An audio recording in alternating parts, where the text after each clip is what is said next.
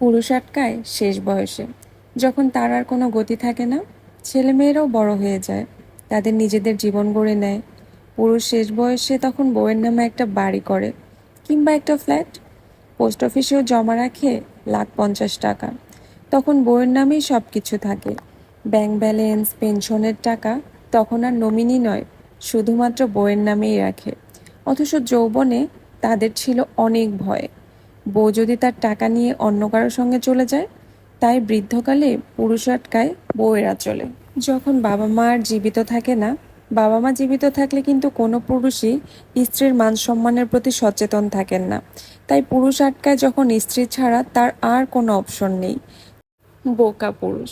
বৃদ্ধ বয়সে স্ত্রীর প্রতি আটকিয়ে কোনো লাভ নেই। তখন আপনার সাথে আপনার স্ত্রীর পাও এক পা কবরে থাকে।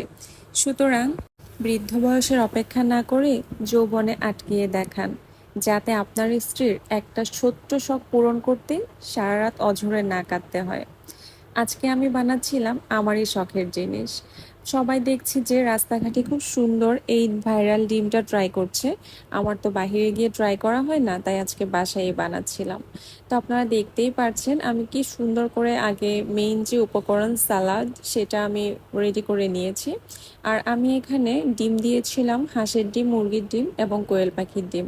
কোয়েল পাখির ডিমটা ছিল আমার বাচ্চার জন্য। আর এখানে সবাই তেঁতুল ব্যবহার করে, আমার আম্মু টক খেতে খুব অপছন্দ করে, তাই আমি এখানে চিলি সস প্লাস টমেটো সসটা ইউজ করেছি। আপনারা যারা টক খেতে পারেন তারা কিন্তু তেঁতুল ইউজ করতে পারেন। তো আমি এখানে আম্মুর জন্য হাঁসের ডিম নিয়েছি, আমার জন্য নিয়েছি মুরগির ডিম, আর বাচ্চার জন্য নিয়েছি কোয়েল পাখির ডিম। আমি খুব সুন্দর করে হাফ হাফ করে কেটে বাকি যে উপকরণগুলো ছিল সেগুলো কিন্তু আমি ভেতরে ভরে দিব। দেওয়ার পরে জাস্ট আমি লুকটা আপনাদেরকে দেখাবো যে কি পরিমাণ সুন্দর দেখতে হয়েছে। দোকানের মামারা যে বিক্রি করে, আমার মাঝে মাঝে থেকে খুব খেতে ইচ্ছা করে, কিন্তু আসলে ওভাবে করে খাওয়া হয় না। আর দেখলাম সবাই ফেসবুকে এই ডিমটা খুব ভাইরাল করেছে, তো আমিও ভাবলাম যে ট্রাই করে দেখি খেতে কেমন হয়।